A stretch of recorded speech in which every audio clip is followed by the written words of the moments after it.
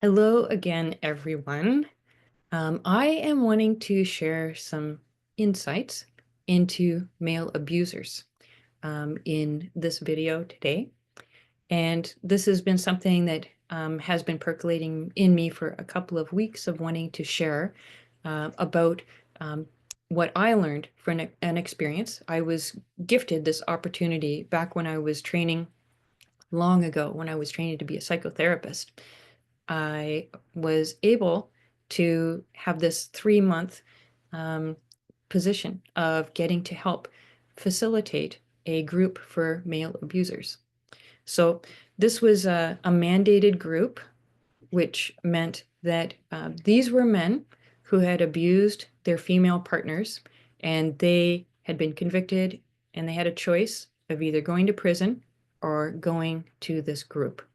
And so you can imagine many men would choose to go to this group with the expectation that they would just sit through each of the sessions rather than having to go to prison. So it was a much more attractive option.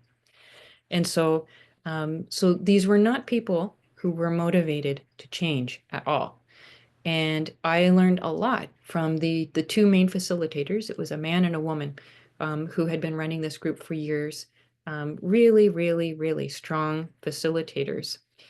And they were tough. They were not nice or like they weren't there to be making these men feel good.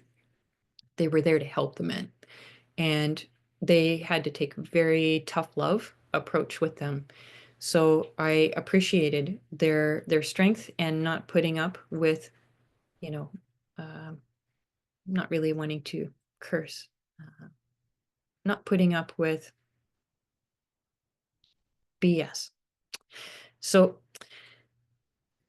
there was a rotating membership. So, as a man was accepted into this program, he would then start participating. So there had been some men there that had been there for weeks, and then some that had just started going there. So there was a constant rotation of the membership. And I noticed that in addition to the firm facilitation from the two main facilitators, the men who had been there for many weeks, they were in a different place. They had come into a more authentic place, and they would apply peer pressure on the newer men. And that was very effective. Those newer men, they were much more likely to listen to the other men in the group than the facilitators. So it meant a lot when one of the other men would call them on their BS. So in the group sessions, they were encouraged to talk about different topics. Sometimes they would be topics to, what was it like when you were a child? And so some of these groups would be quite challenging for the men because it did seem that there was a real pattern of these men being abused in their childhoods. So it was definitely they were challenged, each group. It was not easy for them. And I wanted to share about one man in particular who started the same night that I started. It was this tall Korean man, and he was very tough. He sat in his chair. He kind of like slumped down and stuck his legs out and crossed them, folded his arms over his chest, and that was how he went through pretty much the whole group session. And he was invited to talk, and he said he had nothing to say. And like basically, I would say he was very hard, and he didn't want to be there. I'm sure that's how most of them started. And so it was interesting in the 3 months that I was there because I got to witness this man shift from that very deeply hardened place to a place of being in touch, much more in touch with his heart. Um, the first, like, it was like invisible. It was invisible change. And the reason why I'm sharing this is because I think that we need to understand when we're looking for change in our brothers and sisters and non-binary siblings out there, when we're looking for change, first of all, I don't think that Trump supporters want any change at this point. So let's acknowledge that. But when we are hoping to have an impact on people, our impact, our efforts will likely be invisible for a long time. Like the effects will be invisible. But with this Korean man, several weeks into the group, there was 1 week when there was a planned skip. We were not going to meet that week. Well, this Korean man, he forgot and he came anyway. And apparently, he sat out in the parking lot and waited for quite some time before he figured out that the group wasn't meeting. My one of my roles in the group was I would check the men in because, obviously for the court purposes, they had to be like the attendance had to be verified. So I would check the men in. I sat at a table, they would come, they would say their name, and I would check off their name. And when he came to the table to check in, it was the first time I ever saw softness in him. He said, I came last week. I was really disappointed that the group wasn't meeting. And like it even breaks my heart now to even remember this because this man was totally hard and he had come to this place of looking forward to coming to this group. This was a group where authenticity happened, which maybe he had never experienced that in his whole life. And he had come to look forward to coming to this group, having some sense of community with other men, being reflected. I mean, I'm sure they all knew that the facilitators loved them, even though they were hard on them. I'm sure that they felt that love. So this this impact had happened on him to the point where he was disappointed when the group didn't meet. So that was really awesome. And by the time that I finished my 3 months there, he really had become a much more open and available person to talk with. You could feel his heart when you were talking with him. So it was amazing to be able to see that slow transformation over the course of 3 months with, consistent pressure towards that, getting more in touch with your heart, acknowledging your pain, being able to hear somebody else's pain. Because these men, they were just like siloed off in the beginning. They couldn't even feel someone else's pain. So the last story that I wanted to share was from the last session that I was there. The facilitators had invited me to present something to the men, and so this was my first time doing it, and it was really amazing that this happened my last night there. I wanted to present the skill of mirroring. So when talking with someone and you're doing mirroring, you are only listening to what they're saying. Like your one focus is to understand what they are saying. And you don't have to worry about if what they're saying is wrong. You don't have to worry about if what they're saying may even diminish you in some way.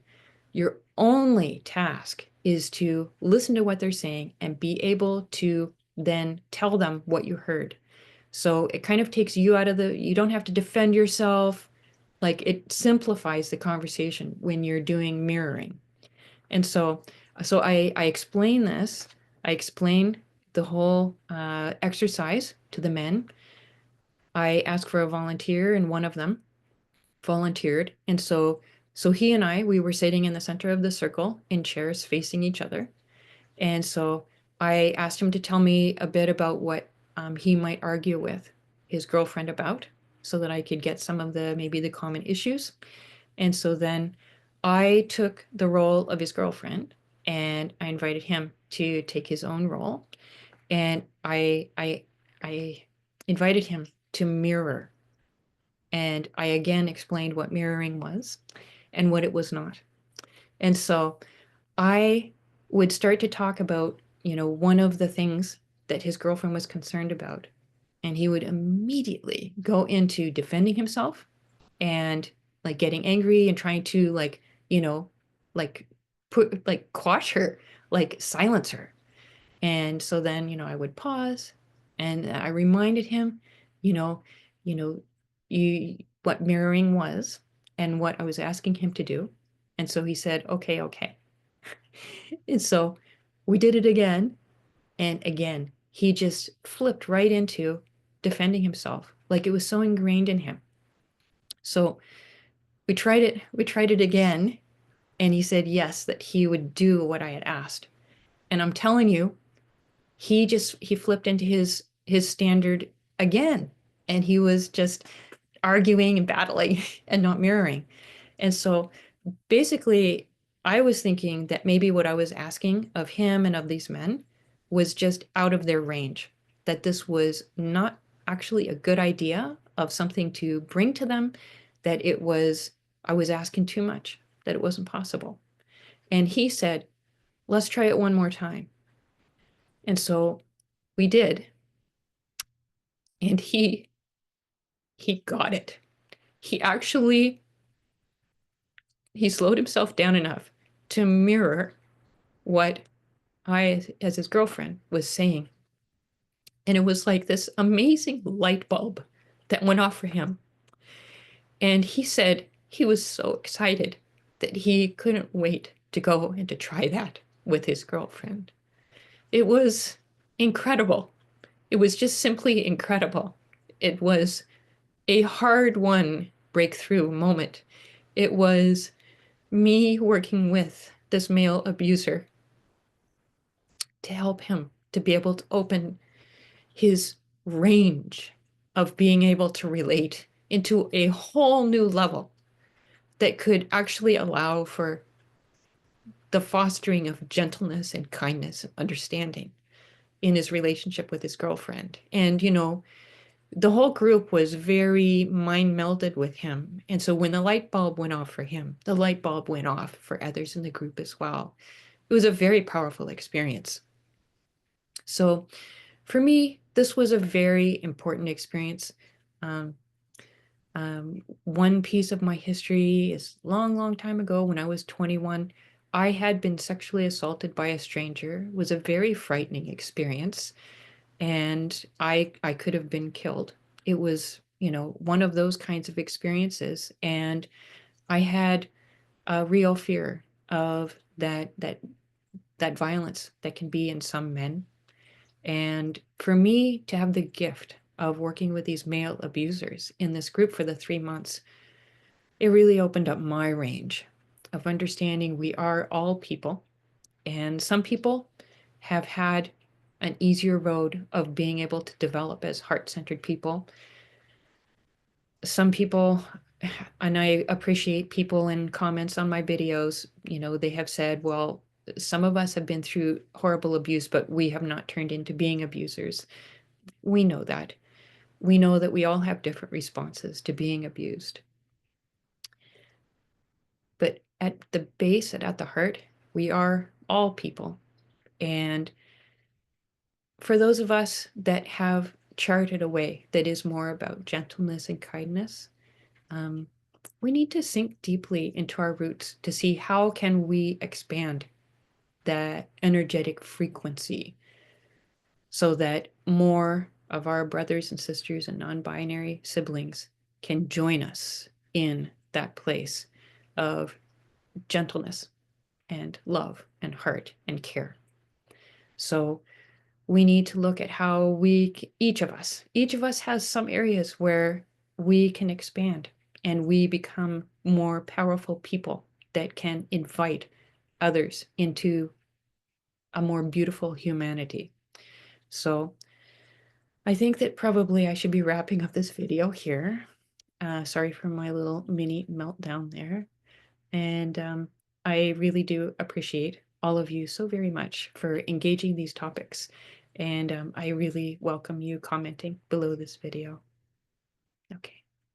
Wishing you a gentle and kind day ahead.